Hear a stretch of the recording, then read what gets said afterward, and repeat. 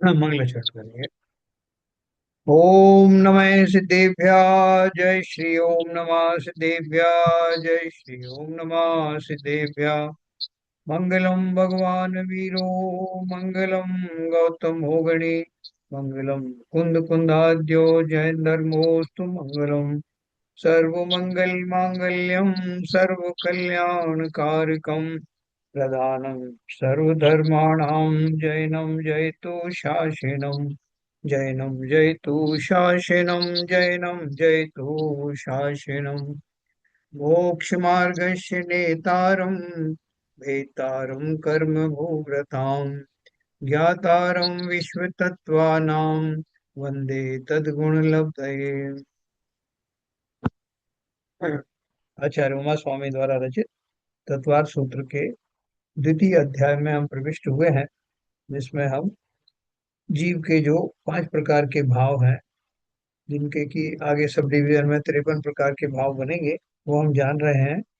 जिसमें हमने कर्णानुयोग परिचय आदि ग्रंथों में जो औपशमिक आदि भाव पढ़े थे, औदिक, औपशमिक, क्षायोपशमिक, क्षायिक और पारिणामिक भाव, जैसे 5 भाव हमने वहां भी पढ़े थे। तो उस समय इसकी व्याख्या की थी, और अभी कल भी काफी कुछ व्याख्या हुई है। एक बार फिर हम जो है वहीं से शुरू करेंगे, जिससे आपको इन भावों के बारे में अच्छे से समझ में आ जाए। तो जीवों के जो इन्हीं इन्हीं 5 भावों को फर्दर कैटेगराइज करके वो 53 प्रकार के भाव बताए गए हैं। और कोई भी भाव जो है इनसे अतिरिक्त नहीं होता। हम अपने भावों को इन्हीं किसी कैटेगरी में रख सकते हैं। तो देखते हैं कि हमारे क्या भाव हैं और इनका क्या अर्थ क्या है।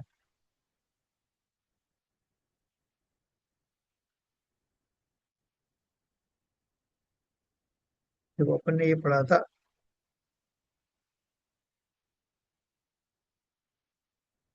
ये 5 भाव क्या बतलाते हैं। 5 भाव ये ऊपर आए हैं, देखो आप। 5 भावों की व्याख्या: औपशमिक भाव, क्षयिक भाव, क्षयोपशमिक भाव, औदिक भाव और पारणमिक भाव। है ना, इनकी परिभाषा सबको क्लियर है या और इसको रिपीट करने की जरूरत है?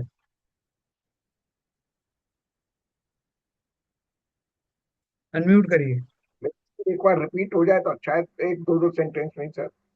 हाँ, बराबर। देखिए, औपशमिक भाव क्या है? आत्मा के पुरुषार्थ द्वारा अशुद्धता का प्रकट न होना, अर्थात दब जाना। आज अभी तक 4 ही लोग आए हैं। हम्म। आत्मा के पुरुषार्थ द्वारा अशुद्धता का प्रकट न होना अर्थात दब जाना, है ना। यानी हमारे जो अपन मोहिनी कर्म के उपशम की बात करते हैं ना, जिसके उपशम पूर्वक जो औपशमिक सम्यक दर्शन होता है, तो उससे रिलेट करके देखिए कि हमारे वो जो भाव हैं, मिथ्यात्व वाले भाव उस समय भी होते हैं जब सम्यक प्राप्त होने वाला होता है।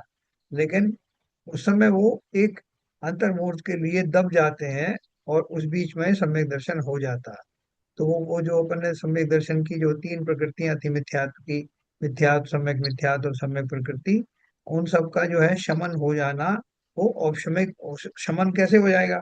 तो उस तरह के भाव होंगे तो सब शमन होगा। तो उस तरह के भावों का होना औपशमिक भाव का होना है ना। ये अपन ने पढ़ा था औपशमिक भाव।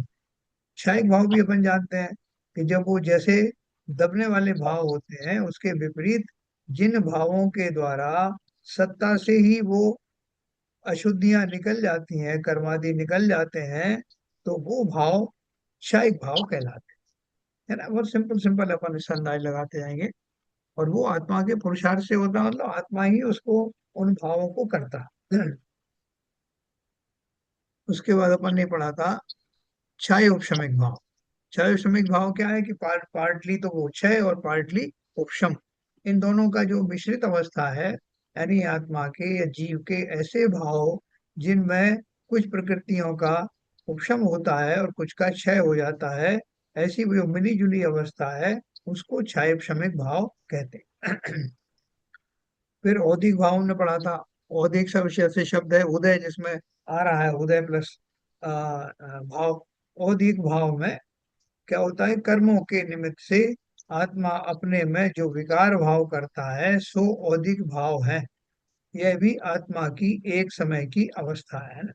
जब कर्मों का उदय होता है तो कर्मों के उदय में जीव पे जिस तरह के भाव बनते हैं, तो अपन जैसे हमें क्रोध आया, लोभ आया, मान आया, तो अपन बोलते हैं कि भाई साहब ये कोई कर्म का उदय था जिसके निमित्त से इस जीव के ऐसे भाव हुए। तो जिसमें कर्मों का निमित्त प्रमुख हो, ऐसे भावों के उस समय बनने वाले जो भाव हैं, प्रतिक्रियात्मक भाव हों या जैसे भी भाव हों, उनको औदिक भाव कहते हैं क्योंकि कर्म के उदय से रिलेटेड है।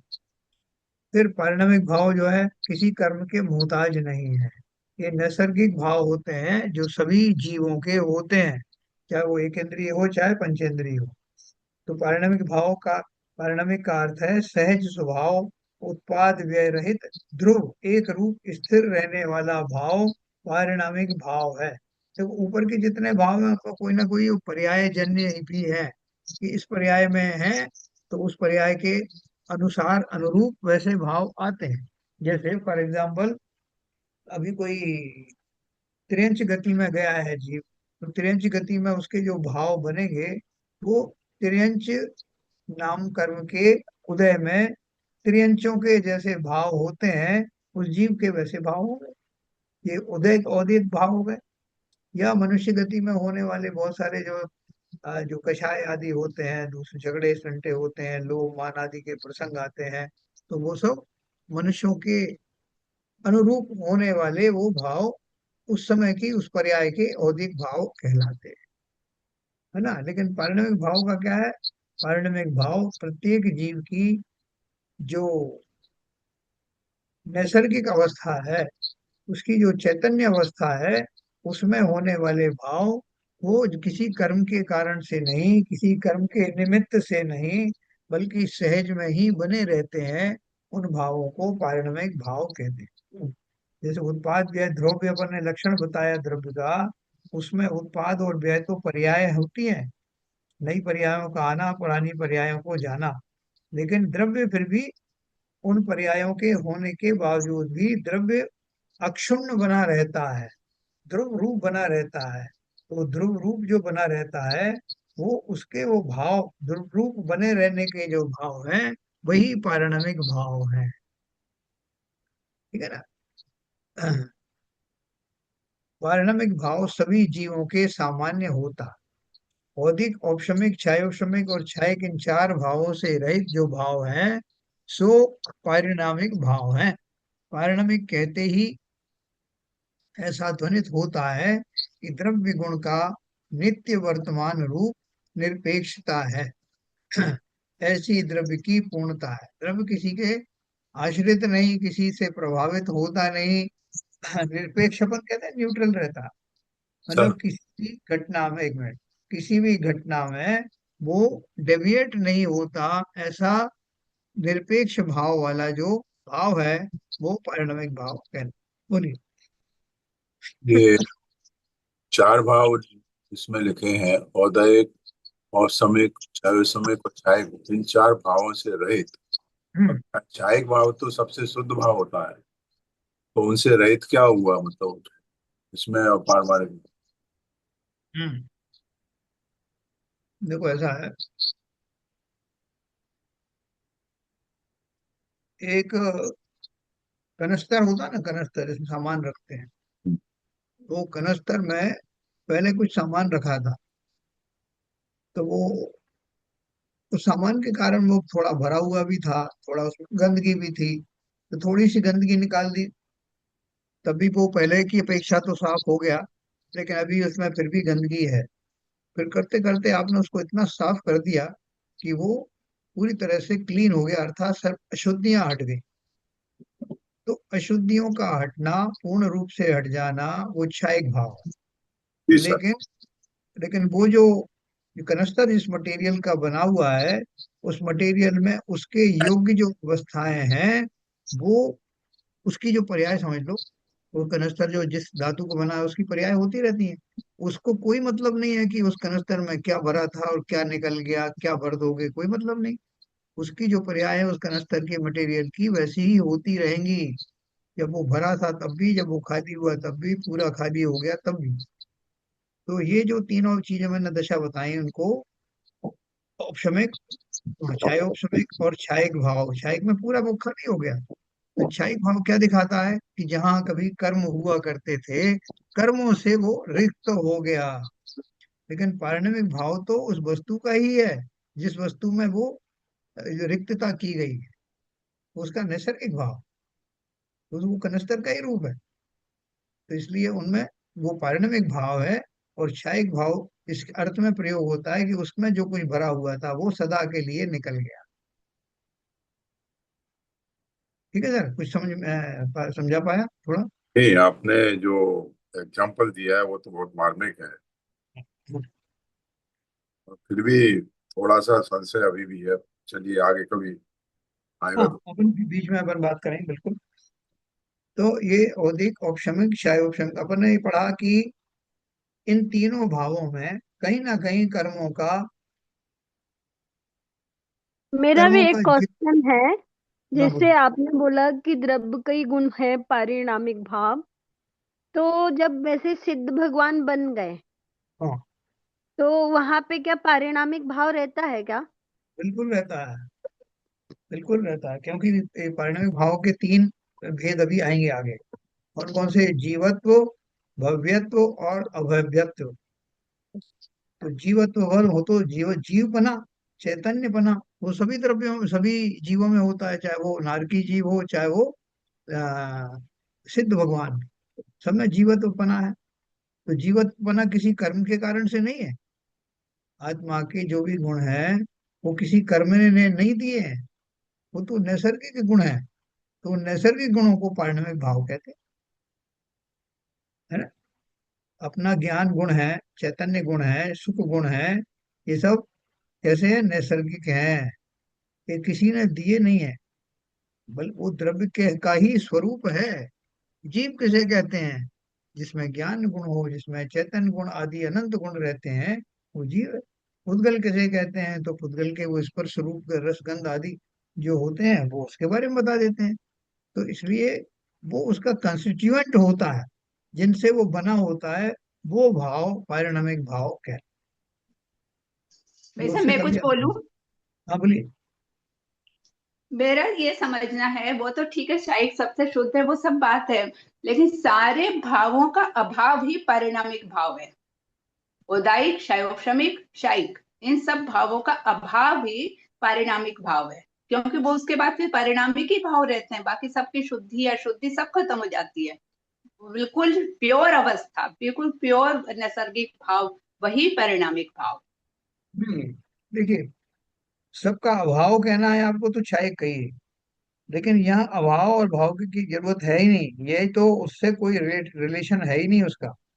मैंने हाँ अभी नहीं, आपको वो रिलेशन ऐसे लेमैन अगर हम किसी को कहें कि क्या है, तो हम कहेंगे सारे इन भावों का अभाव भी परिणामिक भाव है। जो समय केवल परिणामिक भाव के अलावा कुछ रहता ही नहीं, ना शुद्धि ना शुद्धि, उसका नैसर्गिक भाव है, अपना स्वभाव है। हाँ थोड़ा सा उसमें रिफाइन करिए। ये सब चीजों का अभाव ना कहकर सब चीजों का अभाव होना तो क्षयिक भाव हो गया। क्योंकि जो चीजें थी, इसका मतलब क्या है? इससे अर्थ निकला कि पहले कुछ था जिनका अभाव हो हम्म। गया, तो वो क्षयिक भाव हो गया। लेकिन जो इस पर्याय जन्य वस्तुओं से जिसका कोई लेना देना नहीं, कोई आए कर्म आए निकल गए, कम रह गए ज्यादा हो गए, इनका किससे कुछ लेना देना नहीं, वो जो वो जो भाव है जिनमें कर्मों का कोई लेना देना नहीं, और जिनके कारण से द्रव्य अपने स्वाभाविक अवस्था में सदाकाल बना रहता है, वो भाव ही पारिणमिक भाव हैं। हाँ मतलब चाहे औदायिक हो चाहे शैक्षिक, किसी का उस पर असर ही नहीं है, वो नहीं, अपने परिणामिक भाव ही रहते हैं। बराबर। ठीक है। जैसे मैंने आपको एक मोटा उदाहरण दिया ना कनस्तर का। कनस्तर एक धातु का बना हुआ है, उस धातु पे और उस कनस्तर के अंदर में आप क्या मटेरियल डाल रहे हो, उसको बाहर निकाल रहे हो, थोड़ा लिपटा रहे हो, थोड़ा सा साफ कर रहे हो, ये सारी प्रक्रिया से उस कनस्तर के मटेरियल को कुछ लेना देना नहीं। वो आप उसके अंदर की सफाई स्पेस की कर रहे हो, लेकिन वो मटेरियल है जो जो धातु का बना है, उस धातु के अपने परिणमन होते हैं, उसको इन बाहर के जो पदार्थ हैं उनसे कुछ लेना देना नहीं। तो वो उस परिणामिक भाव की बात कर रहे हैं, आत्मा के ध्रुव रूप में बने रहने वाले भाव, है ना। देखो अपन ने उत्पाद व्यय भी निकाल दिया, उसमें से उत्पाद व्यय निकाल दिया तो वो विकारी अवस्थाएं सारी, उनसे भी कोई मतलब नहीं है, क्योंकि प्रत्येक द्रव्य के तीन भाग होते हैं, उत्पाद व्यय रूप, पर्याय, और ध्रुव रूप, मतलब उसका स्वभाव निरंतर वैसा ही बना रहना। H2O है ना, पानी, तो पानी में गंदा पानी हो जाए, अशुद्ध पानी हो जाए, कभी उसमें जो है कीड़े होने लगे, कुछ भी हो जाए, लेकिन उसका वो जो H2O से बना हुआ पानी, उन्हीं उसी कंस्टिट्यूएंट से ही बनेगा, हाइड्रोजन ऑक्सीजन के कॉम्बिनेशन से बना रहेगा, उस कॉम्बिनेशन पे कोई फर्क फर्क नहीं पड़ता। जैसा पानी का गंदा हो गया तो उनका प्रोपोर्शन अलग अलग हो गया, हाइड्रोजन और ऑक्सीजन का, वो वैसे ही रहेगा, क्योंकि वो उसका स्वभाव है। इस बीच में पानी का कुछ भी होता रहे, वो ठंडा हो जाए, गर्म हो जाए, विषैला हो जाए, मैला हो जाए, इससे उसके कॉन्स्टिट्यूएंट्स पे कुछ फर्क नहीं पड़ेगा जिनसे वो बना है। थोड़ा और क्लैरिटी आई। Yes sir. और अभी आगे और भी बताऊंगा मैं आपको। तो ये औदिक, औपशमिक, क्षायोपशमिक और क्षायिक, इन चार भावों से रहित जो भाव हैं, उन भावों से रहित का मतलब उनसे निरपेक्ष, उन भावों से जिनको इसका कोई लेना देना नहीं, सो पारिणामिक भाव है। पारिणामिक भाव, पारिणामिक कहते ही ऐसा ध्वनित होता है कि द्रव्य गुण का नित्य वर्तमान रूप निरपेक्षता है। सर द्रव्य इसको का ऐसा है क्या, है। चारों भावों के अलावा जो भाव है पारमाणविक भाव, हाँ बिल्कुल, उनसे बचा हुआ शेष पांच भाव है ना, पांच भाव में जो शेष भाव बचा वो यही भाव वो नैसर्गिक है। नैसर्गिक है, उसी के कारण से वो द्रव्य बना हुआ है। यस। कर्म आते हैं चले जाते हैं, शमित होते हैं, उपशमित होते हैं, क्षय होते हैं, क्षय क्षम होता है, कुछ भी होता रहता है, लेकिन वो जिन जिन चीजों से बना हुआ है, जिन भावों से वो निर्मित है, वो भाव उसके अक्षुण हैं, उनको ऊपर कोई असर नहीं पड़ता। अभी क्लियर हो गया। तो पारिणामिक कहते ही ऐसा ध्वनित होता है कि द्रव्य गुण का नित्य वर्तमान रूप निरपेक्षता है, ऐसी द्रव्य की पूर्णता है। द्रव्य गुण और निरपेक्ष पर्याय रूप वस्तु की जो पूर्णता है, उसे पारिणामिक भाव कहते हैं। निरपेक्ष पर्याय रूप वस्तु की पूर्णता मतलब उसको पर्यायों से कुछ लेना देना नहीं, क्योंकि जो उत्पाद व्यय वाली जो पर्याय हैं, वो पर्यायों का पुरानी पर्याय निकल गई, नई पर्याय आ गई, इससे कोई मतलब नहीं उसको। जैसे मैंने आपको पानी का उदाहरण दिया ना, तो ये सब पर्याय है उसकी, गर्म हो गया, ठंडा हो गया, गंदा हो गया, मैला हो गया, इससे उसके जो कंस्टिट्यूएंट्स है H2O का, उससे क्या लेना देना। वो तो बना है, इसलिए तो पानी बना हुआ। कितनी भी उसमें चेंजेस हो रही हैं, साफ कर दिया और साफ कर दिया, फिल्टर कर दिया, नहीं किया, गर्म किया, ठंडा किया, कुछ भी कर लो, लेकिन जो बेसिक जल है H2O, वो वैसा ही बना रहता है। वो अपने उन भावों के कारण, उन स्वभावों के कारण, उन अपने नैसर्गिक गुणों के कारण अपनी उसी अवस्था में निरंतर बना रहता है। कभी आपने सुना है कि साहब फला फला समुद्र का पानी जो है अब H2O से नहीं रहा, अब वो हाइड्रोजन ऑक्सीजन से मिलकर नहीं बना, उसके कंस्टिट्यूएंट में हाइड्रोजन ऑक्सीजन नहीं है, ऐसे तो फिर वो जल होगा ही नहीं, ऐसा। तो उसे पारणिक भाव कहते हैं। देखो आगे लिखा है, जिसका निरंतर सद्भाव रहता है, उसे पारिणामिक भाव कहते हैं। आपका जो औदिक भाव है, औदिक भाव जो है उनका सदा सद्भाव नहीं रहेगा, क्षय श्रमिक का भी नहीं रहेगा, और क्षयिक का जो है, क्षयिक का सद्भाव की जरूरत ही नहीं है, कि वस्तु सब जो अपने नैसर्गिक अवस्था में आ गई, उस जाति की पर्याय बनना ही बंद हो गई, जो कर्मों के निमित्त से होती थी, कर्म ही समाप्त हो गए, तो तीनों कैटेगरी समाप्त हो गई। वो तीनों कैटेगरी किस वजह से बनती थी, कर्मों की कैपेसिटी में, जैसे कर्मों की वजह से बनती थी कि आपने एक मटेरियल लाए, उससे आपने लड्डू बना लिए, उसी से पेड़े बना लिए, उसी से कुछ और बना लिए, बनाते रहे, लेकिन वो मटेरियल ही खत्म हो गया, तो वो सारी पर्याय समाप्त हो गई। तो जिसका निरंतर सद्भाव रहता है, उसे पारिणामिक भाव कहते हैं। जिसमें सर्वभेद गर्भित है, ऐसा चैतन्य भाव ही जीव का पारिणामिक भाव है। चैतन्यता जिसे वो कहते हैं कि भाई साहब ये देखना जरा इसमें चेतना है कि नहीं है। तो चेतना देखने में अगर उसमें चेतना है तो उसमें बाकी के गुण भी उसमें समाहित अवश्य हैं। चेतना आदि, चेतना कहते ही उसमें चेतनता वाले जितने भी गुण हो सकते हैं वो सब उसमें पाए जाते हैं। कोई जो है आपको रस्सी को भ्रम हो जाए कि ये सर्प तो नहीं है कहीं, तो आप उसको हिला के लकड़ी से देखते हैं, तो उससे क्या पता लगता है आपको कि इसमें है, हिल डुल रहा है, इसमें चेतनता है कि नहीं। आप बोलते हाँ हाँ, हिला थोड़ा, तो हिला तो इसका मतलब वो अपने संपूर्ण सर्प के जो जो गुण होते हैं वो सर्व सर्व गुण से संपन्न वो सर्प भी चेत रहा है। चेतनता के होने से आप ये थोड़े बोलो नहीं साहब ये चेतना तो हो गई इसके अंदर, लेकिन ये तो बिच्छू है। सामने सामने सर्प पड़ा है, अगर उसकी चैतन्यता होती है तो सर्प के सारे गुण विद्यमान हैं। ऐसा, तो जिसमें सर्वभेद गर्भित है, ऐसा चैतन्य भाव ही जीव का पारिणामिक भाव है।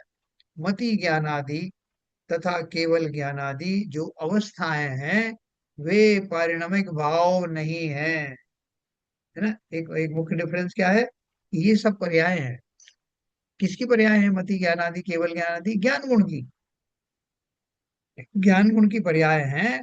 जबकि पारिणामिक भाव किसी पर्याय का धनी नहीं है, किसी पर्याय से उसका कोई लेना देना नहीं है। मति ज्ञान आदि ज्ञान गुण की पर्याय, पारिणामिक भाव उसके सहज भाव, पर्याय नहीं है। तो मति ज्ञान, श्रुत ज्ञान, अवधि ज्ञान और मन पर्याय ज्ञान, ये अवस्थाएं छायोपशमिक भाव हैं। क्यों है छायोपशमिक भाव? क्योंकि ये, जैसे मति ज्ञान को ले लें तो अभी 100% मति ज्ञान शुद्ध थोड़ी हुआ है, पूरा डेवलप थोड़ी हुआ है। ना शुद्ध ज्ञान हुआ है, ना अवधि ज्ञान हुआ, ना मन पर्याय ज्ञान हुआ। ये जो है ज्ञान की पूर्णता नहीं है, आधी अधूरी है। इसलिए ये अवस्थाएं मिली जुली अवस्थाएं, कुछ है कुछ नहीं है। तो बोलते हैं ज्ञान का क्षयोपशम बहुत अच्छा है। इसका अर्थ क्या है कि कुछ क्षय हो गया है, कुछ प्रकट हुआ है, ऐसा ज्ञान का उघाड़, इसलिए उसको क्षयोपशमिक भाव का। लेकिन केवल ज्ञान कैसा है? क्षयिक भाव है। क्यों है क्षयिक भाव? क्योंकि पहली बात तो वो भी ज्ञान की पर्याय है ना, पर्याय होने से वो पारिणामिक भाव तो नहीं है, लेकिन ज्ञान की ही एक पर्याय है जिसमें वो ज्ञान पूर्ण रूप से विकसित हुआ है। क्यों विकसित हुआ है? क्योंकि उसके जो विरोधी तत्व थे, विरोधी वस्तुएं थी, जिनके कारण से वो ज्ञान पूर्ण नहीं हो रहा था, वो अब चले गए हैं। उसमें कर्म का क्या रोल रहा कि उनके जो विरुद्ध शक्तियां थी, जिनके कारण से वो भाव पूर्णता को प्राप्त नहीं हो रहे थे, उन शक्तियों के निकल जाने से, जो उन कर्म आदि के निकल जाने से, ज्ञानावरणी कर्मों के निकल जाने से, पूर्णता निकल जाने से जो दशा आई है वो क्षयिक भाव कहलाती। पर यहाँ एक प्रश्न है। हाँ जैसा कहा केवल ज्ञान अवस्था छाय भाव है, हाँ। ये बात तो समझ में आ गई, मगर इसमें एक प्रश्न उठता है।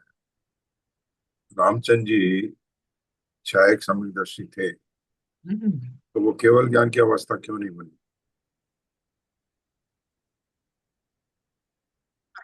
अच्छा, देखो ये कौन से गुण की बात कर रहे हैं? केवल ज्ञान कौन से गुण का क्षयिक भाव है? ज्ञान गुण का। ज्ञान गुण का। अपन जो रामचंद्र जी की बात कर रहे हैं तो मोहिनी कर्म जो है उनका, वो चला गया, तो मोहिनी कर्म चला जाने से मोहिनी के क्षयिक भाव है। और मोहिनी में भी दर्शन मोहिनी के, चारित्र मोहिनी कहाँ गया? नहीं, वो तो बात सही है, हाँ वो बात बिल्कुल समझ में आती है कि चारित्र मोहिनी नहीं गया है तो जब तक के केवल ज्ञान नहीं हुआ। मगर इसको यहाँ पर ये इस बात को गौर किया गया है, छाय भाव कहाँ है ना, केवल ज्ञान अवस्था छाय भाव। नहीं नहीं, देखो वो बोल रहे हैं कि तीन तरह की जो है चीजें होती है। कौन कौन सी होती हैं? औपशमिक, क्षय औपशमिक और क्षय, ये तीन कैटेगरी हैं। उन कैटेगरी में से केवल ज्ञान किस कैटेगरी में आता है? ये नहीं बोला कि क्षयिक भाव केवल ज्ञान है, बल्कि बोल रहे हैं कि केवल ज्ञान वाली जो अवस्था है वो इन तीन कैटेगरी में से क्षयिक वाली कैटेगरी में आता है। अच्छा अच्छा, चलिए। केवल ज्ञान क्षयिक भाव है ना। ऊपर का होता है ना, मति ज्ञान, श्रुति ज्ञान, अवधि ज्ञान, मने पर्याय ज्ञान, ये अवस्थाएं क्षयोपशमिक भाव वाली कैटेगरी के हैं। केवल ज्ञान क्षयिक भाव की कैटेगरी का। केवल ज्ञान प्रकट होने से पूर्व, अब तीसरी वाली कैटेगरी कैसे बताई? केवल ज्ञान प्रकट होने से पूर्व ज्ञान का विकास का जितना अभाव है वह औदिक भाव है ना। अभी देखो इसमें दो तरह से बात बताई उन्होंने कि ये जो बीच की जो स्थिति है, केवल ज्ञान तक की जो स्थिति है, उसमें वैसे तो ये मति श्रुति ज्ञान सब वो अवस्थाएं भी तो केवल ज्ञान से पहले की ही हैं, तो आपने उनको तो क्षय क्षमिक भाव में डाल दिया। लेकिन फिर आप कह रहे हो केवल ज्ञान के होने से पहले ज्ञान की जितनी अवस्थाएं हैं वो औदिक भाव है। इसमें फर्क क्या है? वो ज्ञान की अवस्थाएं हैं, ज्ञान के प्रकट होने की अवस्थाएं हैं क्षय क्षमिक भाव, और यह ज्ञान के ना प्रकट होने वाली दशाओं का नाम औदिक भाव है। जितना जितना ज्ञान प्रकट नहीं हो पाया, वो किस कारण से प्रकट नहीं हो पाया?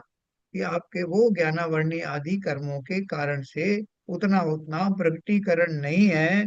उस अभाव को कैसे डिफाइन करें?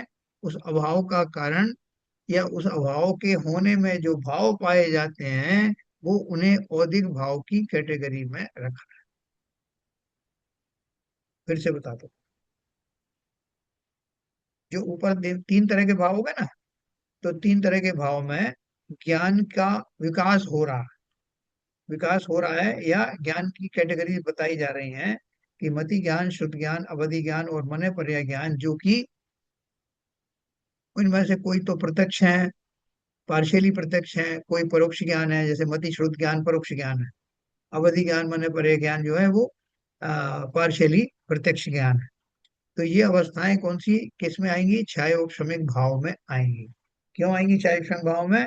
कि इनमें जो आपके भाव हैं, इन ज्ञान के प्रकट होने में आपके कुछ भावों का क्षय हुआ है, विकारी भावों का, और कुछ भाव जो है उपशम को प्राप्त हुए, है ना। अभाव वाली बात इसमें बिल्कुल नहीं है। तो ये हो गया। फिर अभाव जिसमें होता है वो केवल ज्ञान है। लेकिन अभाव होने पूर्ण, उन कर्मों का पूर्ण अभाव होना और केवल ज्ञान की प्राप्ति होना, उसके पहले केवल ज्ञान की प्राप्ति के होने के पहले जो आपका विकास नहीं हो पा रहा है, उस विकास में जो निमित्त भाव हैं उन भावों को औदिक भाव कहते हैं। आपको केवल ज्ञान नहीं हो रहा, बाकी तो आपको ज्ञान है, तो वो केवल ज्ञान ना होने का कारण जो है वो कौन क्या है? आपके औदिक भाव हैं। अर्थात आपके जो उस समय कर्मजन्य भाव है, वो कर्मजन्य भाव आपको उतना डेवलपमेंट करने से रोकते हैं। इसलिए उन भावों को औदिक भाव कहा। फिर बोलते हैं साहब पता नहीं मेरे कौन से कर्म का उदय है कि मुझे केवल ज्ञान नहीं हो रहा। हाँ, मैं पूर्ण शक्ति से लगा हुआ हूँ, मेरा मति ज्ञान तो इंटैक्ट है जो उस पर्याय में रहता है, शुद्ध ज्ञान भी है, किंचित अवधि ज्ञान भी है और मने पर्याय ज्ञान भी है, लेकिन इन सब के बावजूद भी मुझे केवल ज्ञान नहीं हो रहा है। तो जिन कारणों से केवल ज्ञान नहीं हो रहा है, अर्थात ज्ञान में जो व्यवधान आ रहे हैं, वो व्यवधान जिन भावों के कारण होता है उन भावों को औदिक भाव कहते हैं। ठीक है ना। उदय किसका है? कर्मों का, जिसके कारण से वो नहीं हो रहा है। ऐसे उन्होंने तीन कैटेगरी अलग अलग कर दी। तो मति श्रुत ज्ञान आदि, यानी केवल ज्ञान के अतिरिक्त जितने भी ज्ञान हैं वो सब क्षायोपशमिक भाव में आते हैं। केवल ज्ञान क्षायिक भाव में आता है। और इन इन कैटेगरी के बीच की जो कैटेगरी है, केवल ज्ञान पूरा हुआ नहीं है और ये जो इनका व्यापार चल रहा है चारों ज्ञानों का, तो यहाँ से लेकर केवल ज्ञान के बीच में जो गैप पड़ता है, वो गैप आपके मुख्य रूप से कर्मों के निमित्त से हो रहा है, इसलिए उनको औदिक भाव कहा। कर्मों के उदय के कारण से केवल ज्ञान नहीं। आगे और क्लैरिटी आएगी। दर्शन, ज्ञान दर्शन और वीर गुण की अवस्था में औपशमिक भाव होता ही नहीं। देखो, अपन ने पढ़ा था कि ये जो तीन कैटेगरी आपने बताई हैं, औपशमिक, चार कैटेगरी, औपशमिक, छायोपशमिक, छायिक, तीनों कैटेगरी बताते हैं। पारणमिक तो अलग हो गया, और औदिक है ना। औपशमिक, छायोपशमिक, छायिक और औदिक, ये चार कैटेगरी किसमें होती हैं? तो बताया उन्होंने कि ये सिर्फ मोहिनी कर्म में होती है। मोहिनी में ही उपशम होता है, क्षाउपशम होता है, क्षयिक होता है, उदय होता है। लेकिन ये जो बाकी के जो कर्म है, घातीय कर्म कौन कौन से होते हैं? ज्ञानावर्णी, दर्शनावर्णी, मोहिनी और अंतराय। अंतराय कौन सी है? वीर्य गुण की पर्याय है। ठीक है, तो ज्ञानावर्णी, ज्ञान आदि है ना। तो ये बोल रहे हैं कि बाकी के जो तीन कर्म है उनमें औपशमिक भाव नहीं होता। ज्ञान दर्शन और वीर गुण की अवस्था में औपशमिक भाव होता ही नहीं। कैसे होगा? ज्ञान गुण का उपशम सोच के देखिए, तो मेरा ज्ञान गुण का उपशम हो गया। तो उपशम हो गया तो मतलब क्या हुआ? कि वो ज्ञान गुण जो है समाप्त हो गया क्या? पूरी तरह से ढक गया क्या? नहीं हो सकता। ना दर्शन गुण में हो सकता है, ना वीर गुण में हो सकता है। तो सिर्फ वो मोहिनी कर्म में होता है, कि वहां वो जो कर्म की प्रकृतियां हैं जिनके कारण वो मिथ्यात्व बना रहता है, उस मिथ्यात्व का उपशम हो जाने के कारण से मिथ्यात्व ढक जाता है, दब जाता है। वो ऐसा जो है प्रोविजन इन तीन गुणों में नहीं। मोह का ही उपशम होता है, जिसमें उसमें प्रथम मिथ्यात्व का यानी दर्शन मोह का उपशम होने पर जो निश्चय सम्यक प्रकट होता है, वह श्रद्धा गुण का औपशमिक भाव है। प्रथमोपशम सम्यक हुआ ना, अपन ने पढ़ा तो है, कोई नई चीज थोड़ी है ना। मोह का उपशम होता है तो चाहे सम्यक सम्यक होता है, सॉरी, ये औपशमिक सम्यक होता है। ज्ञान दर्शन और वीर गुण की पर्याय में पूर्ण विकास का जितना अभाव है, वह भी औदिक भाव है। वह 12वें गुण स्थान तक है। ये बोल रहे हैं कि ये बाग चार कैटेगरी बताई ना आपको, औपशमिक, औपशमिक, क्षायोपशमिक, क्षायिक और औदिक। तो ये चारों कैटेगरी मोहिनी कर्म पर लागू होती हैं। बाकी के जो कर्म हैं उनमें औपशमिक उन पर लागू नहीं होता। बाकी चीजें लागू होती हैं। ठीक है। फिर बोले कि ज्ञान दर्शन और वीर, वो जो तीन गुण बचे हैं, उनमें पूर्ण विकास का जितना अभाव है। उनमें चौथा वाला भाव कैसे आता है?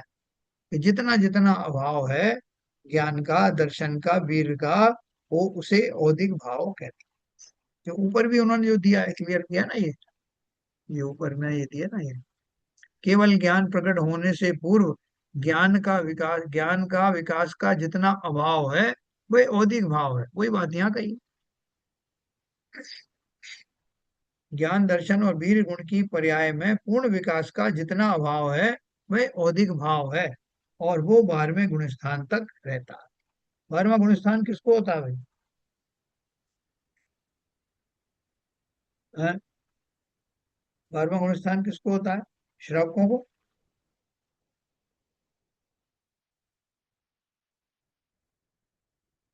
किसी को पता है 12वां गुण स्थान थोड़ा किसको सा तो आचार्यों से भी ऊपर हो जाता है, जो मुनि साधुओं को होता है, होता साधकों को थोड़ी होगा। है? सिंपल बात है, 12वां गुण स्थान के बाद में कौन सा गुण स्थान आने वाला है? तो उसके बाद में केवली आपका अरहंत का केवली वाला आने वाला है। 13वां गुण स्थान आने वाला है। तो 13वां गुण केवल ज्ञान स्थान और फिर जिनको उसका सिद्ध। 13वां गुण स्थान जिनको आने वाला है, वो गृहस्थ हैं कि श्रावक हैं कि मुनि हैं? मुनि है वो तो। मुनि। किसी को कोई शंका तो नहीं? तो बोल रहे नहीं, वो हैं। तो पंच परमेश्वरियों में से ही है, पंच परमेश्वरियों में से हैं वो। हाँ, तो 12वां गुण स्थान तक वो कह रहे हैं कि जीव छद्मस्त रहता है। छद्मस्त रहता मतलब उसका ज्ञान पूर्ण नहीं कहलाता। आप बोलोगे हमसे तो कई गुना उनको ज्ञान है, 12वें गुण स्थान तक आ गए हैं, वीतरागी बन गए हैं 10वें गुण स्थान में ही और 12वें गुण स्थान तक आ गए हैं, तो आप उनको अभी भी ज्ञानी नहीं मानते क्या पूर्ण? बोले जरा सी कसर बची है। 12वां गुण स्थान समाप्त होते ही वो पूर्ण ज्ञानी, पूर्ण सर्वज्ञ बन जाएंगे।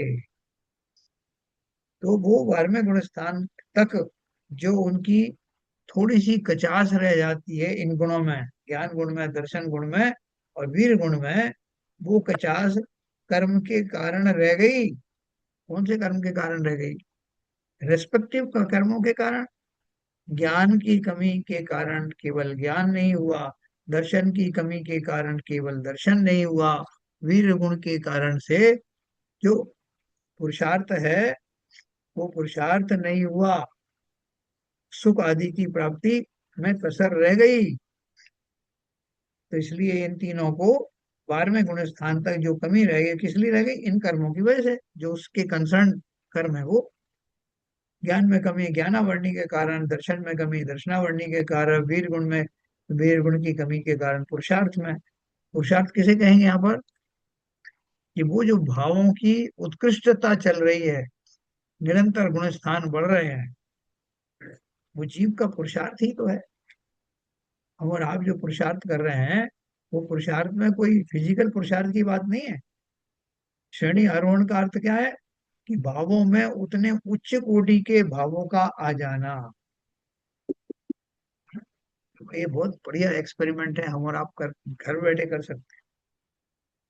कि वो मोटे मोटे तौर पे बोला ना, वो किसी ने के साथ वो एक बावड़ी थी, उसमें पानी नीचे था तो ऊपर नहीं आ रहा था, तो किसी को बोला कि इसमें नमोकार मंत्र पढ़ो तो पानी ऊपर आ जाता है। तो बहुतों ने ट्राई किया, नहीं आया।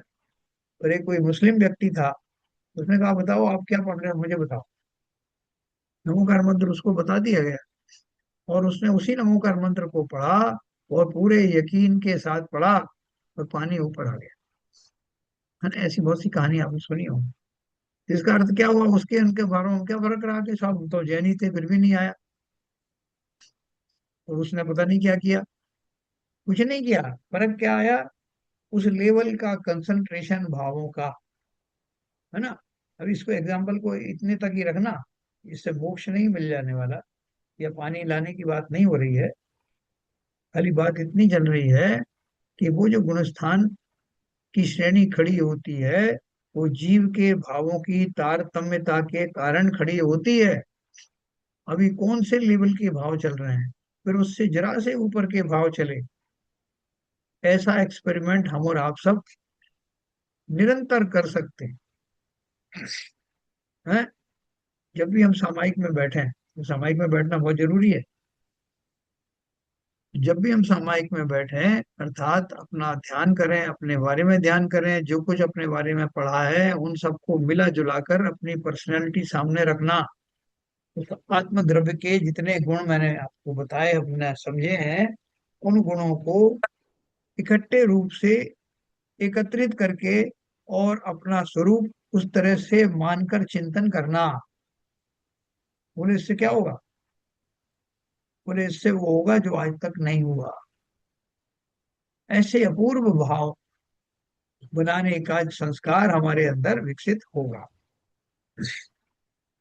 तो ज्ञान दर्शन और वीर गुण की पर्याय में पूर्ण विकास का जितना अभाव है वह भी औदिक भाव है, वो 12वें गुण स्थान तक रहता है। हाँ? आपको एक इसमें थोड़ा सा वो आ रहा होगा। आ, इन्होंने यहाँ जो होता है ना, मति ज्ञान, शुद्ध ज्ञान, अवधि ज्ञान और मनय पर्याय ज्ञान, ये अवस्थाएं क्षयोपशमिक भाव है। और फिर इन्हीं अवस्थाओं के बारे में बोल दिया क्या? कि ये औदिक भाव है। देखो यहाँ लिखा ना,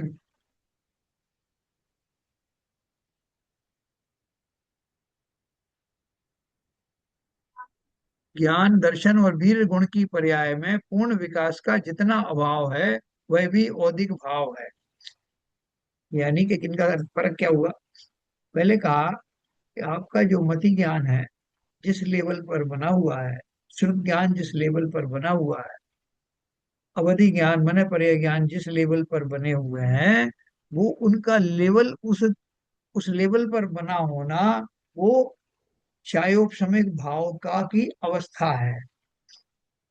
उनके उस लेवल को बना रहने के लिए जो आपके भाव हैं वो क्षयोपशमिक भाव कहलाते हैं। अब उसको दूसरे ढंग से कहा कि उनको पूर्ण ज्ञान तक जाने में जितना अभाव है उस सबको भी, उन सबको औदिक भाव कहा। कि आपके पास मति ज्ञान है, शुद्ध ज्ञान है, जितनी जितनी अवस्थाएं हैं उन सबको हम क्षमिक भाव के कारण आपकी ये अवस्था है। लेकिन अब आपसे बोल रहे हैं कि आप उनसे ऊपर उठ करके केवल ज्ञानी पर्याय में क्यों नहीं चले जाते। बोले जा रहे हैं साहब, लेकिन थोड़ा व्यवधान आ रहा है। किसका व्यवधान आ रहा है? जिन भावों का व्यवधान आ रहा है वो किसी कर्म के कारण से आ रहा है। तो इसलिए उन भावों को, उन कर्मों का ध्यान रखते हुए उनको औदिक भाव कहा। जिन भावों के कारण वो पूर्णता नहीं आ रही है वो औदिक भाव हैं। ठीक है। जो है, जो अभी खाली मेरे पास क्या है उसकी बात करेंगे तो वो सब क्षायोपशमी भाव में आता है। कि साहब मैं करोड़पति तो नहीं बन पाया, अभी मैं लखपति हूं। तो लखपति क्यों बना हुआ हूं? क्योंकि मैंने उस योग्य जतन किए थे। इस योग्य मेरे जतन है कि मैं इतना कमा सकता हूं जिसे मैं लखपति कहता हूं। तो मेरे लखपति वाले भाव हैं, वो मेरे क्षायोपशमिक भाव हैं। अब कोई बोले आप करोड़पति क्यों नहीं बन पा रहे हो? तो करोड़पति न बन पाने की जो कमी है उसको मैं औदिक भाव कहता हूं। ये साहब थोड़ी कमी रह गई, किसी का मेरा अंतराय कर्म का उदय था या फलाना था ढिमका था इसलिए मुझे नहीं बन पाया, तो वो जो कमी है उसको परिभाषित करने के लिए औदिक भावों को की संज्ञा दी। मैं ट्राई कर रहा हूँ, देखो आप समझ में आएगा बात। बिल्कुल। यानी उन्नति की ओर है तो वो क्षायोपशमिक है, और पतन की ओर जो भाव हो रहे हैं, या मतलब जो हम कमी के कारण नहीं प्राप्त कर पाए, तो उसी चीज में वो औदैक भाव हो गए। हाँ, देखो औदिक भाव हो गया कि जो चीज की कमी के कारण वो पूर्णता नहीं आ रही है वो औदिक भाव। और जो जहां पर जितने आपको मिले हैं उन भावों में उतने तक स्थिर बने रहने के जो भाव हैं वो क्षायोपशमिक भाव। अभी आपको कमी कुछ नहीं लग रही, जो आपको मिल गया है, आप लखपति हैं, आप उसमें संतुष्ट हैं। लेकिन आपके वो भाव जो बने हुए हैं लखपति बनाए रखने के, वो क्षायोपशमिक भाव। ठीक है ना? जो जो लखपति है या करोड़पति है वो उन भावों को एंजॉय कर रहा है। जिस पराक्रम के द्वारा, जिस पुरुषार्थ के द्वारा वो उन स्थिति में बना हुआ है वो क्षायोपशमिक भाव है। लेकिन उससे आगे के भाव जिस कारण से नहीं बन पा रहे हैं वो औदिक भाव। ठीक है संता जी। हाँ, मैं समझ गई। अब देखो ये पांच भाव क्या बतलाते हैं, बोला ये भावों को जिक्र क्यों कर रहे हैं, इससे आपको क्या फायदा होने वाला है?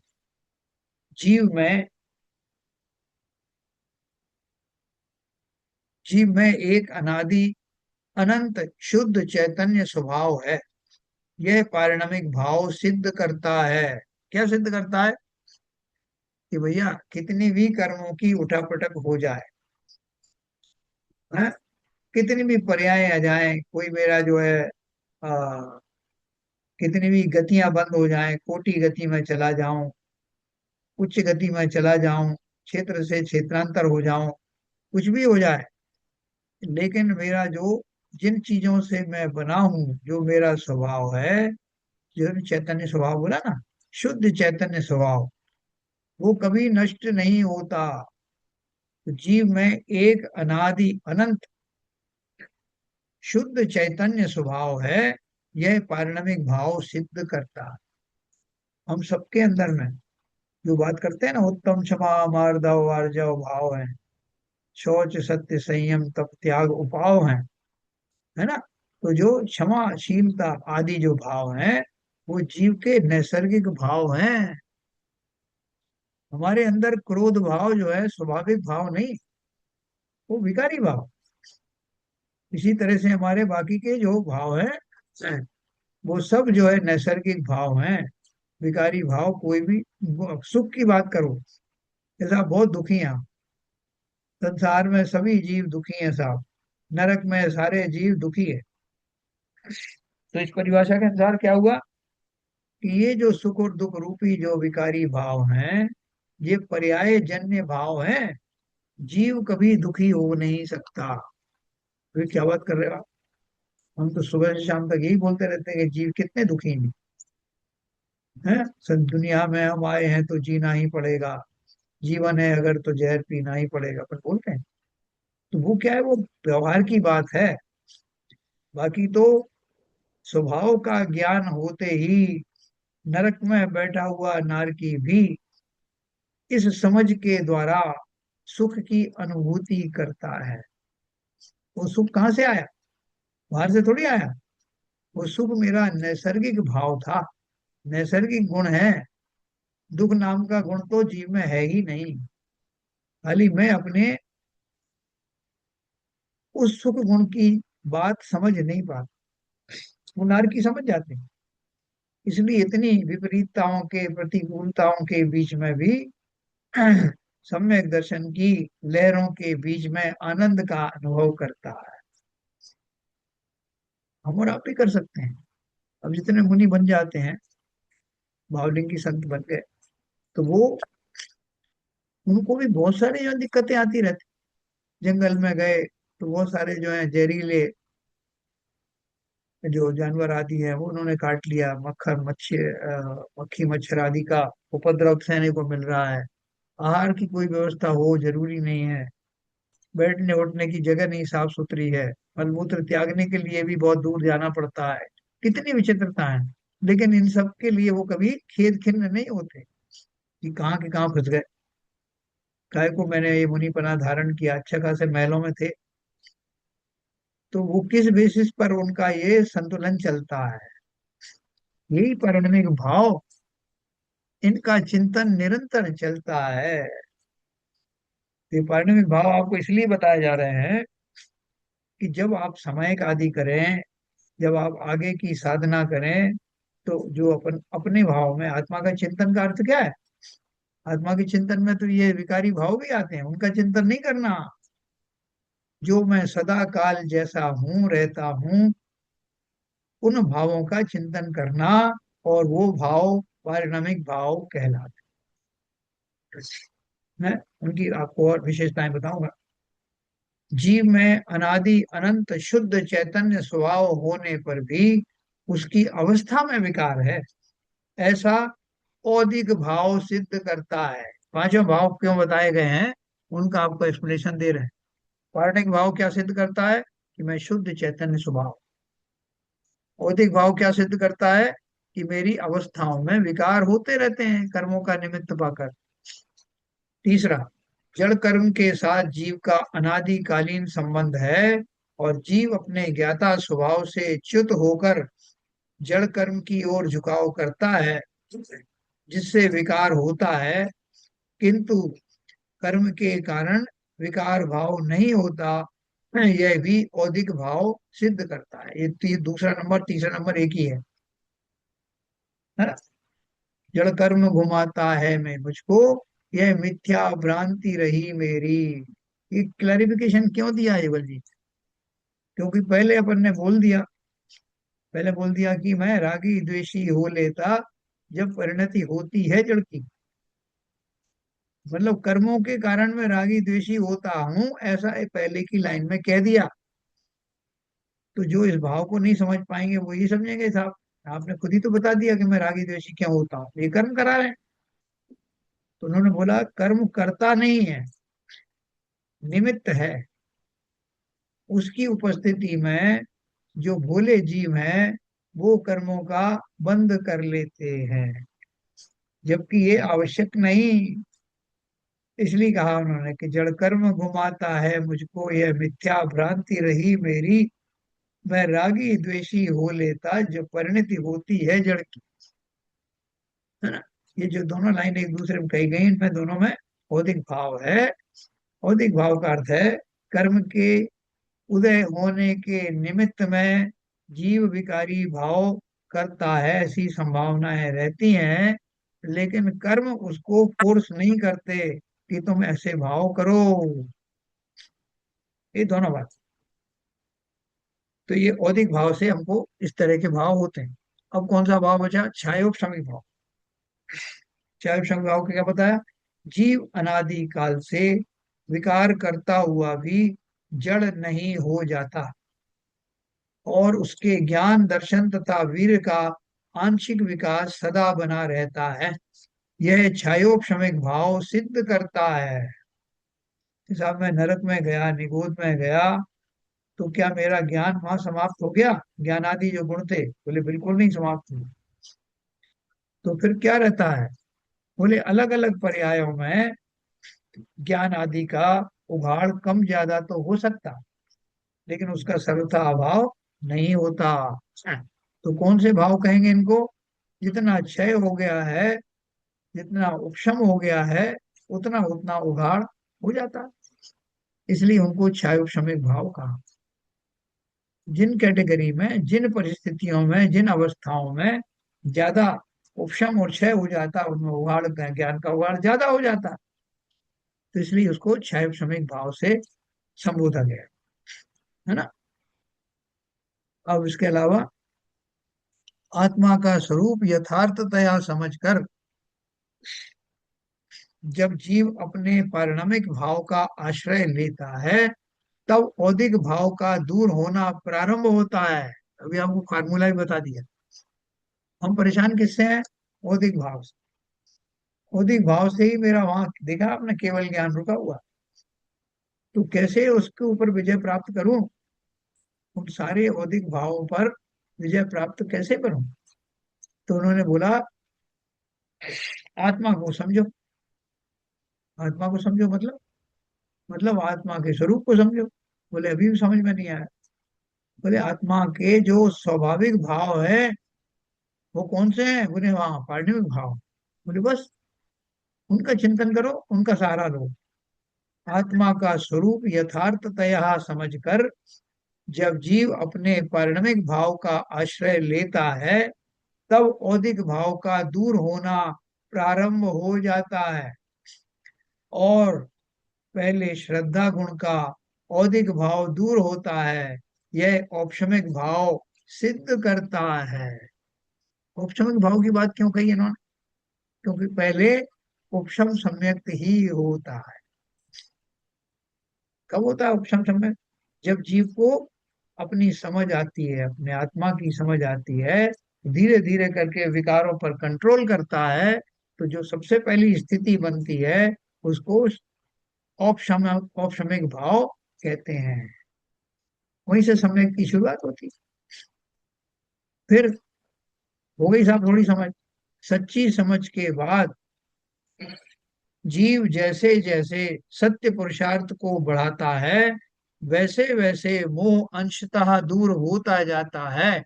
यह क्षयोपशमिक भाव सिद्ध करता है ना। एक तो क्षयोपशमिक भाव मैंने आपको ज्ञान समझाने के लिए कहा था।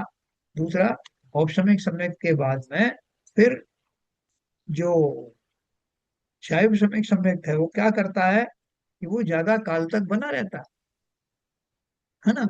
वो धीरे धीरे कम हो रहा है, और कम होने के बाद में वो उसकी स्थिति जो है, सम्यक की स्थिति दीर्घ काल तक होती रहती है। ये क्षयोपशमिक भाव। फिर तीसरा है, यदि जीव प्रतिहत भाव से पुरुषार्थ आगे बढ़ाता है, तो चारित्र मोह स्वयं दब जाता है, उपशम को प्राप्त होता है। अभी किसकी बात करी उन्होंने? चारित्र मोह की बात करी। क्यों मैं बात करी चारित्र मोह की? कि पहले दर्शन मोह की बात कर चुके हैं। दर्शन मोह के आपको तीन भाव उन्होंने ऊपर सिद्ध किए। कौन कौन से? दो दो भाव, खासतौर से औपशमिक भाव और क्षायपशमिक भाव। अब हमने पढ़ा है ना कि औपशमिक सम्यक और क्षायपशमिक सम्यक। क्षायिक सम्यक तो ऊपर आ गया, आगे भी आएगा। अब उन्होंने एक बात बीच की और कही कि भैया सम्यक दर्शन तो हो गया, आपने बता भी दिया कि औपशमिक भाव और क्षायपशमिक भाव के बारे में बता दिया, लेकिन अब जो है इसका जो चारित्र मोहिनी जो बना हुआ सत्ता में, उसका क्या कर रहे हो? तो उन्होंने बोला कि यदि जीव प्रतिहत भाव से यानी उत्कृष्ट भाव से पुरुषार्थ से आगे बढ़ता है, उसमें पुरुषार्थ कौन सा है मैं कल आपको बताऊंगा, तो चारित्र मोह स्वयं दब जाता है। अब हम बात करेंगे 7 नंबर के पॉइंट में कि वो मुनिराज जो है वो क्या करते हैं, जो सम्यक दर्शन के धनी हैं। भावलिंगी संत हैं। अब उनको चारित्र मोहिनी को साधना है, उसको उसको कंट्रोल करना। तो कैसे करेंगे, ये अपन 7 नंबर कल पढ़ेंगे। देखो थोड़ा आपको कठिन लग रहा होगा, लेकिन बीच बीच में सरलता होती आएगी। चिंता नहीं। चलिए जिनवाणी स्तुति करेंगे। संजय प्रकाश है।